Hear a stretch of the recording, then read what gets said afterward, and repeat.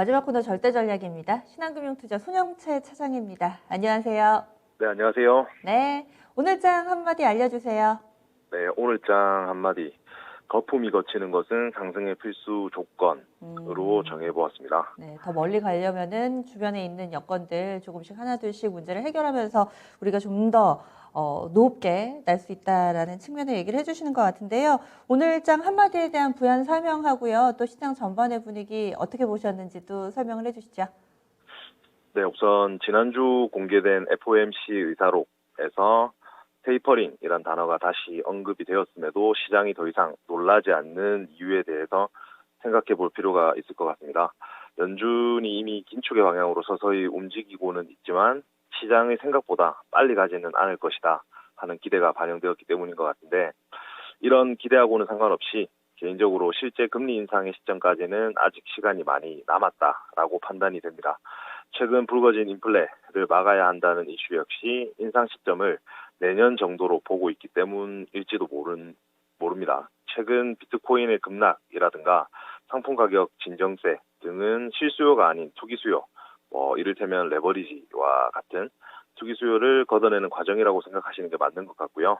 중장기적으로 자산 가격 상승하기 위해서 이러한 거품 걷어내기는 필수적인 것으로 보고 있습니다. 요약하면 증시 상승 반전에 무게를 둔 펀더에 근거한 자신 있는 매수 대응 여전히 유효하다라는 말씀입니다. 네. 그러면은 오늘장에서 체크 포인트들 몇 가지로 좀 압축을 해주세요. 네, 오늘장 체크 포인트입니다. 우선 미국 기술주 반등, 전일 미국 기술주 반등과 9월 뉴욕주 전원 등교 등 경제 및 생활 정상화 기대감에 코스피는 모처럼 상승을 했습니다. 연준 인사들의 발언과 가상화폐 등 자산 가격 변동성에 따라서 성장주와 민감주 간 순환매가 지속되는 흐름이었고요. 무엇보다 9거래일에 걸친 외국인 순매도 행렬이 진정되는 모습을 보였다는 게 긍정적인 부분인 것 같습니다. 외국인은 특히 업종별로 운수창고와 전기전자, 화학 등을 순매수했는데요. 특징 섹터로는 한미 미사일 지침 종료 합의에 따른 국내 미사일 개발 사업 가속화 기대감에 방산주가 강세를 보인 것 정도인 것 같고요. 코스닥 지수의 경우에는 인플레 압력이 일시적일 것이다 라는 연준의 입장을 재확인하면서 960포인트대 반등에 성공을 했습니다. 백신 CMO 관련주들은 반등하는 한편 실적 성장 기대가 유효한 의료기기 업종의 수급이 집중되는 모습이었고요. 미국 금리 하락과 외국인 자금 유입 재개로 원달러 환율은 1,120원대 초반으로 하락하는 모습이었습니다. 아시아 주요국 증시는 혼조세를 나타냈고요. 두 번째로 수급 그리고 특징 종목 말씀드릴 텐데요. 지수 상승에서도 알 수 있듯이 KRX 100 구성 종목들은 대체적으로 상승하면서 마감을 했습니다. 강원랜드가 좀 두드러졌던 것 같고, 그 뒤를 한국항공우주, CJ제일제당, 한샘 등이 이었던 것 같습니다.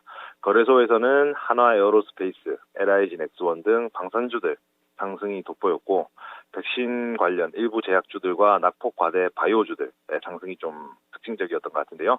FNF 등 섬유의복 업종 하락이 눈에 띄었습니다. 코스닥 시장에서는 메타버스 관련 기업인 MP와의 합병 기대로 삼성 스펙 주식 일부가 상한가를 기록했습니다. 대부분의 종목이 상승했지만 업종별로 온도차는 좀 뚜렷한 모습이었고요. 오후 2시 기준으로 하한가 종목은 없는 가운데 신규 상장한 삼형 SNC 등 일부 종목 낙폭이 컸습니다. 마지막으로 외국인 매매 동향 살펴보겠는데요. 외국인은 코스피 시장에서는 SK하이닉스, 대한항공, HMM 등 다양한 업종의 순매수를 기록한 반면 순매도의 경우에는 현대차, 모비스, 기아와 같이 자동차 업종에 집중된 흐름을 보였고요. 코스닥 시장에서는 셀트리온 헬스케어, 아프리카TV를 사고 알테오젠을 가장 많이 매도하는 모습이었습니다. 그러면은 내일장에서는 뭘 봐야 될까요? 내일장 체크 포인트는 크게 두 부분으로 나눠서 말씀을 드릴 수 있을 것 같은데요. 첫 번째는 연준의 입 그리고 거시경제 지표를 들 수 있을 것 같습니다. 이번 주 연준의 테이퍼링 달래기 그리고 이를 기정사실한 투자자들 간 줄다리기는 계속해서 이어질 것으로 판단이 됩니다. 비트코인 등 가상자산 가격 폭락세가 위험자산 투자 심리에 찬물을 끼얹은 것도 시장 중립에 좀 영향을 준 것 같은데, 다만 국내 기업들 2분기 호실적 등은 하방을 지지하는 버팀목 역할을 할 것으로 보이고요. 현재까지 올해 1, 4분기 컨센서스 존재하는 코스피 상장사 250 156개사 가운데 162개사가 어닝 서프라이즈를 달성한 상황입니다. 이번 주 주목해야 할 이벤트는 27일 한국은행 금융통화위원회 그리고 28일 확인 가능한 미국 4월 개인 소비지출 물가지수 발표 등이 있는데요.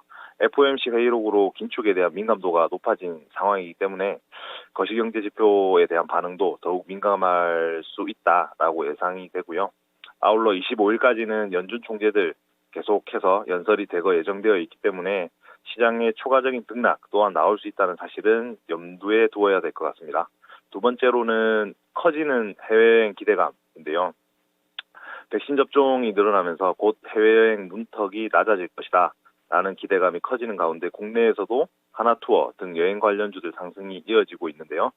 뉴욕 증시에서도 델타항공, 아메리칸항공, 유나이티드항공 등 항공주와 노르웨이항 크루즈라인 등 여행주가 강세를 보였는데 경제 정상화 기대감 또한 여행과 레저, 항공업종의 강세에 힘을 실어주는 모습입니다. 다만 이미 주가가 가파르게 오른 만큼 우려의 목소리 또한 적지는 않은 것 같은데요. 우리나라의 집단 면역이 형성된다 하더라도 코로나19 이전 단계로 국제선 운항 재개 및 수요 회복하는 데까지는 많은 시일이 소요될 것으로 추정되기 때문입니다.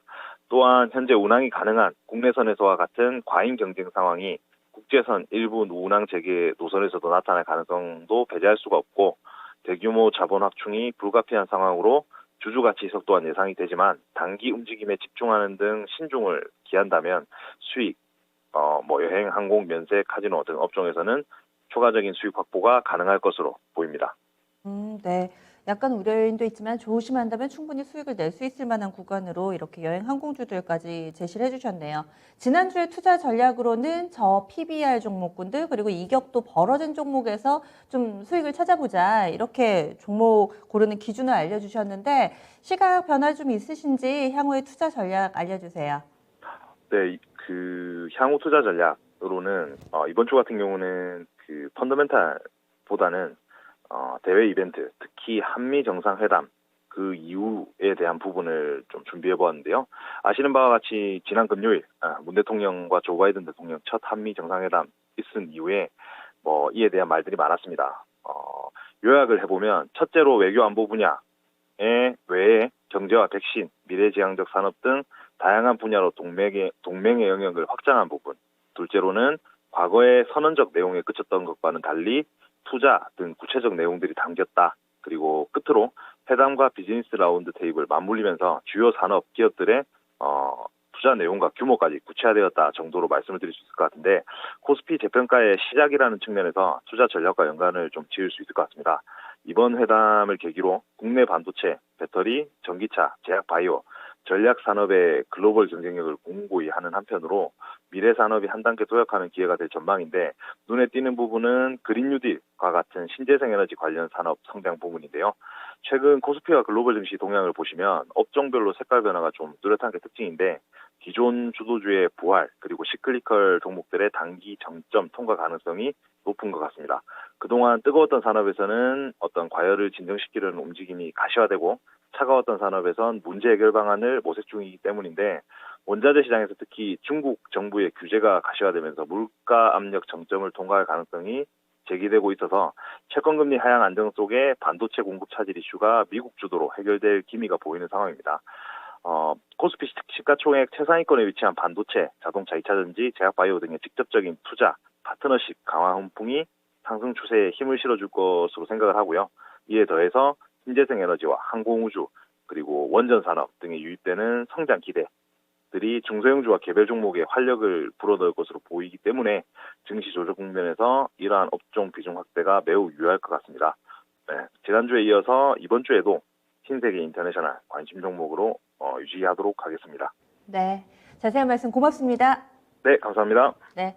그래서 큰 흐름으로 봤을 때는 약간 좀 쉬어가던 종목군들, 기존의 주도주, 반도체 2차 전지, 그리고 여기에 그린 뉴딜 관련된 종목군들까지 다시금 좀 살아날 만한 기회를 엿보고 있습니다. 여기에 시클리컬, 이런 원자재 관련된 종목군들은 물가가 고점을 찍었다라는 분석들이 점차 힘을 얻으면서 좀 더 쉬어갈 수 있으니까 이런 부분들을 투자 전략으로 좀 삼아보자라는 의견이었네요. 풍력주 오랜만에 보니까 CS윈드가 오늘 7% 정도 오름세 나타내기도 했습니다. 신한금융투자의 손영채 차장과 함께 함께 오늘장 정리 그리고 향후를 위한 투자 전략까지 알아봤습니다. 저희가 준비한 내용은 여기까지고요. 다양한 투자 판단에 대한 도움 말씀드렸습니다. 종목의 상승과 하락을 보장하지는 않습니다. 오랜만에 올라서 좋기는 한데 막 적극적으로 시장에 뛰어들자 이런 전문가들의 시각은 좀 제한적이고요. 아직까지 시장을 지켜보자라는 의견이 좀 많네요. 그러면 내일장도 기대하는 마음으로 여기서 인사드릴게요. 함께해 주신 여러분 고맙습니다.